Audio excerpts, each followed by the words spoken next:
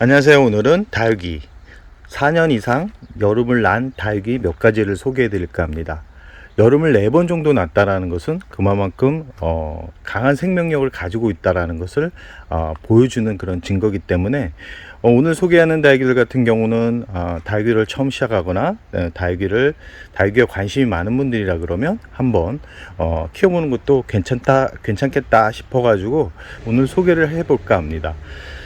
여름 키핑동은 설레임보다는 두려움을 가지고 오게 되는데요. 매해 그랬습니다.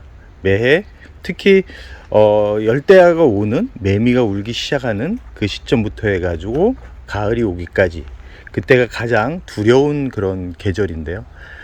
이렇게 다육이를 오래 키우면서도 여름은 솔직히 두렵습니다. 그렇지만 다육이라는 식물이 아주 강인한 식물이라는 걸 알기 때문에 그런 두려움도 약간은 괜찮겠지 하는 마음이 들곤 합니다. 오늘 전체적으로 다육이를 확인해 보니까 역시나 뜨거운 햇살에 뜨거운 기온에 약한 다육이들 같은 경우는 그 상태가 그렇게 좋지는 않습니다. 그렇다고 뭐 죽어 나갈 정도는 아니고요. 상태가 좋지 않다라는 거기 때문에 이런 다육이들 같은 경우는 여름에 어떻게 해줄 방법이 없기 때문에 가을까지 잘 이겨냈으면 하는 바람을 또 가져보는데요. 또 이겨낼 거고요. 아마 구독자님 댁에도 아픈 다육이가 생겼거나 아니면 물이 부족해 가지고 쭈글쭈글한 다육이가 있을 겁니다. 마음은 물에 풍덩해 주고 싶은데 물에 풍덩해 줬다가 한순간에 또 잘못되게 되면 또 그 순간을 선택했던 그 순간을 선택했던 부분이 좀 후회스러울 때가 많았기 때문에 그냥 못 본 척하고 저 같은 경우는 지나갑니다. 정말 힘들어하고 정말 잎이 다 떨어지고 정말 얘는 죽을 것 같아 그런 다육이들 같은 경우는 물을 주긴 하는데 웬만하면 참으려고 합니다. 물을 주고 나서 문제가 되는 경우가 많았었기 때문에 저 같은 경우는 가을에 주로 물을 주면서 키우려고 합니다.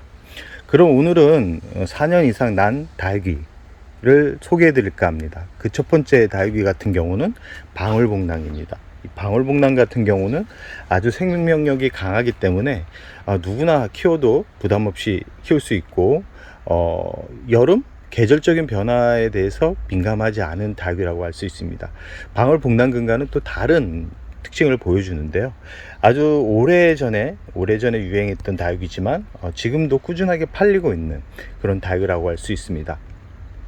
지금 줄기를 잘 보시면 아시겠지만 줄기가 아주 거의 나무 수준이 돼버렸죠. 이 방울복랑 같은 경우는 이 성장하는 시기에는 잎이 좀 길고 하얀색 백분이 아주 소복하게 내려앉는 그런 다육이고요.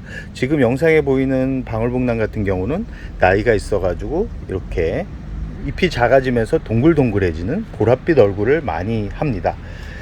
나이가 들면서 세력이 좀 약해져 가지고 좀 떨어진 곳이 많지만 이 가을에 또 분갈이를 해주면 또 떨어진 부분이 또 메워지기 때문에 관엽처럼 키우고 싶은 분들 같은 경우는 이 방울복랑을 한번 관심을 가져보는 것도 좋고요. 워낙 생명력이 강하기 때문에 누구나 쉽게 키울 수 있습니다. 그리고 방울복랑금의 특징이 뭐냐면 생장점에서 꽃대가 나오는데 꽃대를 잘라주면 또 그 주변으로 해가지고 새로운 자구들이 이렇게 움트기 때문에 풍성한 모습을 또 만들면서 키울 수 있는 그런 다육이라고 할 수 있습니다. 방울복랑은 물을 아주 좋아하고요. 햇살을 좋아하지만 그늘에서도 또 잘 자라는 그런 품종이기 때문에 한번 관심을 가져보는 것도 좋을 것 같습니다. 두 번째는 홍포도입니다. 홍포도는 매해 느끼는 거지만 참 여름을 잘 이겨낸다. 그리고 참 무던하게 성장을 한다. 참 그러고 강한 DNA를 가지고 있구나를 엿볼 수 있는 그런 다육이라고 할 수 있습니다. 이 홍포도 같은 경우는 자구가 아주 많이 나오는 그런 품종인데요. 지금 귀퉁이로 해가지고 이렇게 자구가 태어나는 것을 볼 수 있습니다. 여름에는 약간 오렌지빛, 색이 빠진 오렌지빛을 이렇게 보여주기도 하고 원래는 정상적인 모습은 이렇게 청포도가 익기 전 모습이라고 할 수 있습니다. 홍포도 같은 경우는 깍지벌레가 종종 오긴 하지만 그렇다고 깍지벌레 때문에 이 다육이가 죽지는 않습니다.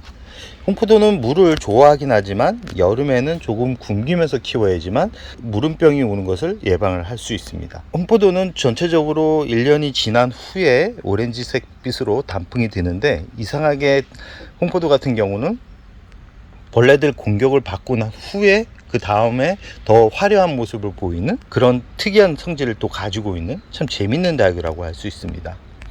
홍포도 같은 경우는 무름병이 좀 약한 그런 특징은 보여주고 있지만, 이렇게 여름을 4번 이상 이렇게 보내는 걸로 봐서는 그렇게 또 약한 다육이는 아니구나를 느낄 수 있는 그런 품종이라고 할 수 있습니다.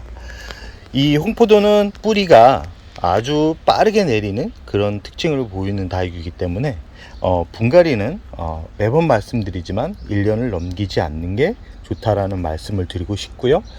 이 홍포도가 가끔 잎 끝이 이렇게 무르는 경우가 있는데, 그런 이 무르는 경우 같은 경우는 빨리 제거를 해주는 게 좋습니다.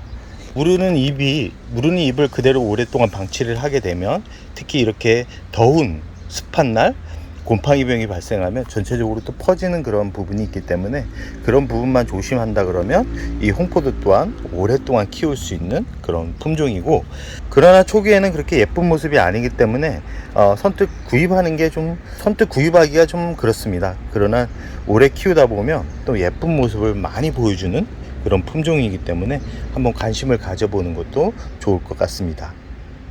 세 번째 품종 같은 경우는 콜로라타입니다. 이 콜로라타 또한 참 오랫동안 이 성장을 하고 있고, 여름을 4번 정도 날 정도로 이 건강한 DNA를 가지고 있는 그런 품종이라고 할 수 있습니다.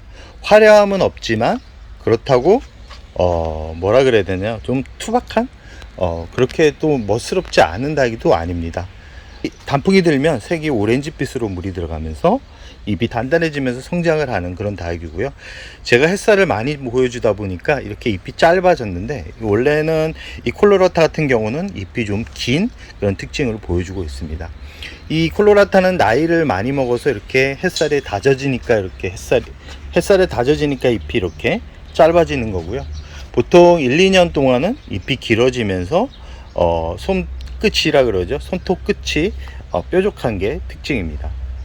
이 콜로라타는 생명력이 아주 강하지만 또 자구도 많이 태어나게 해주는 그런 무던한 식물이라고 할 수 있고요. 물을 좋아하고 계절적인 그런 변화에 민감하지 않은 그런 품종이라고 할 수 있습니다.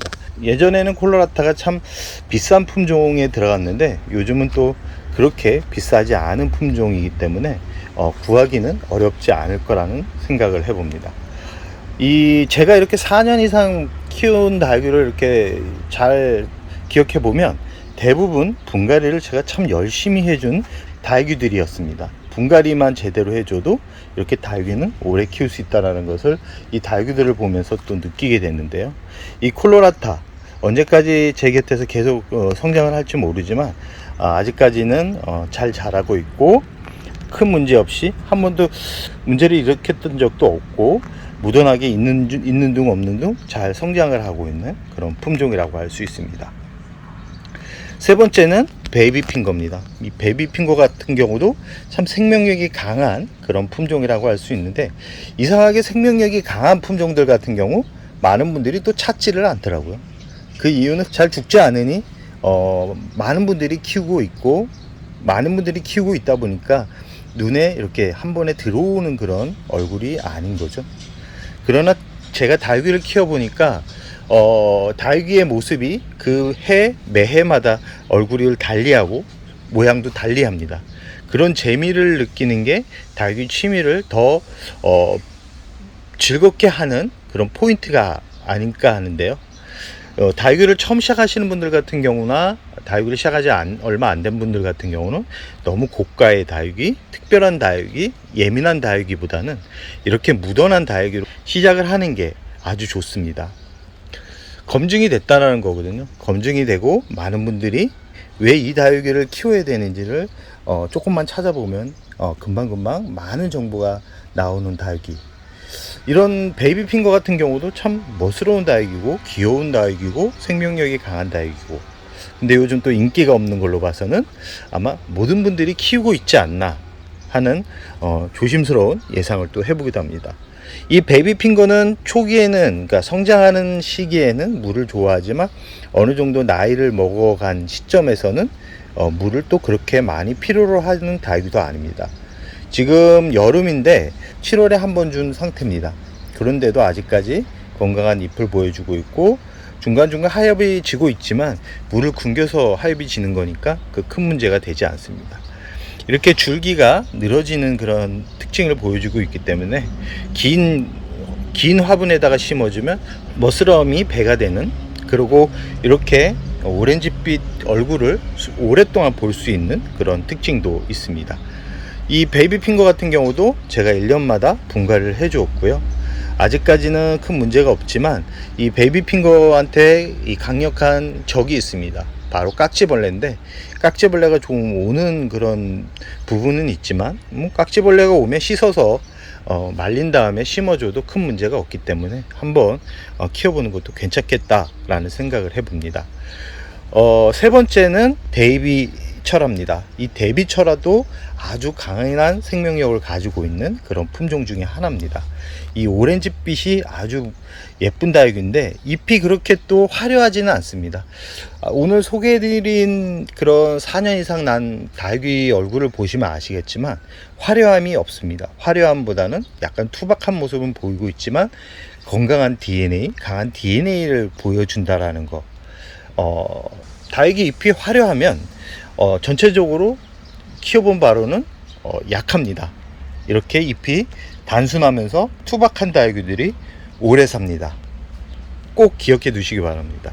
뭐 안 그런 다육이도 있지만 대부분 투박하고 약간 촌스러운 다육이들이 생명력이 대부분 강했기 때문에 저 같은 경우도 오래 키우고 싶다 그러면 약간 투박하고 그러나 무던한 다육이, 질리지 않는 다육이를 구입하려고 합니다. 이 데이비철화 또한 성장력세가 아주 좋은 그런 품종인데 지금 이제 나이를 먹기도 하고 물을 굶기면서 키우다 보니까 폭발적인 성장세는 보이지 않지만 그래도 나름 이렇게 멋스러운 얼굴을 보여주고 있습니다. 데이비철화 또한 물을 좋아하는 그런 품종인데 7, 8월은 최대한 굶기려고 합니다. 왜냐하면 철화 같은 경우는 이 줄기가 넓기 때문에 한번 무름병이 오면 이 잡을 수가 없습니다. 그렇기 때문에 여름에는 최대한 안전하게 키우자라는 게 다육이를 키우는 저만의 방법이기 때문에 한번 저처럼 키워보는 것도 다육이를 오래 키울 수 있는 또 방법 중에 하나라는 거 참고해 주시면 좋겠습니다.